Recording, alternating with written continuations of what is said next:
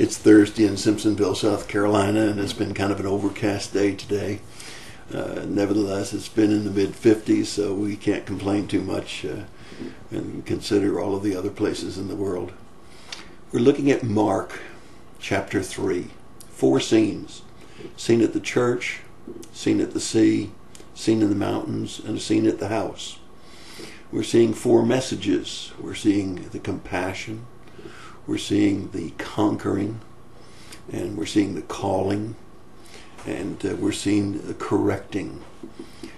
Today we're on scene 3, so if you missed the first 2 scenes, you can go back and get those.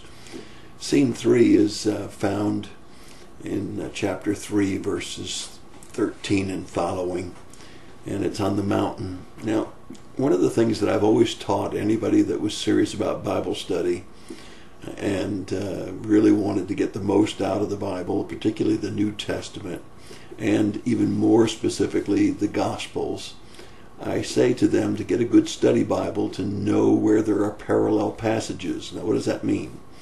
It means that a story may be told in Matthew, but it's also told in Mark, Luke, or John. It may be told in 2 or 3 different places.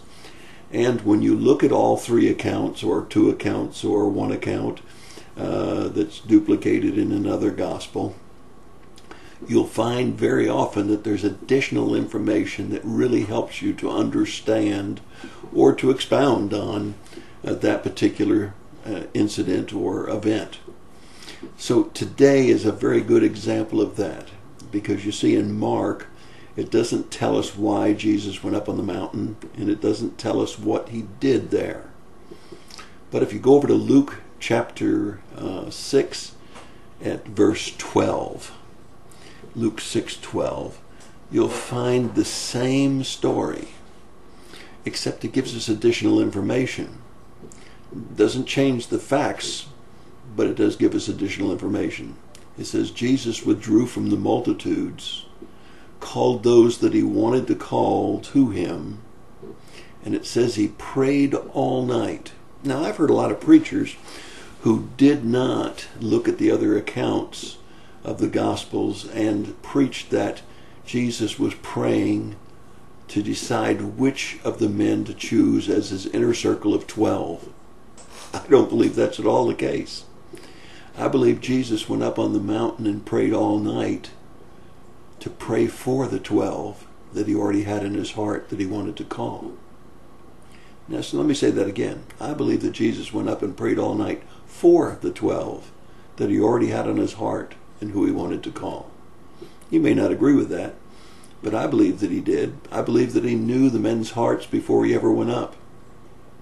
And I believe he knew what they were going to have to go through to follow him. And I believe he prayed for them. And it's the calling of the 12. That's what we see in Mark. We see that he appointed the 12. If you look at Luke chapter 6, verses 12 and following, you'll find that additional information, which you may then start to agree with me, that he went up and prayed for the 12 and what they would have to go through as his inner circle. You see, he cares for us in the church. He shows his compassion. He cares for us at the sea. He shows us that he can conquer even demons. He shows us that he cares for us on the mountain because he prays for us. Not that we always have to just pray for him, to him, but that he's praying for us, knowing what we're going to go through as his children.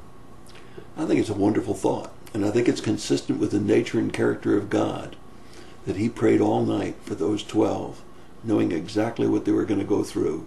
And I believe that he prays for us, his children, and what we may have to go through. It's a wonderful thought, and I believe that it's accurate. And that's your thought for the day. God bless you and have a wonderful day.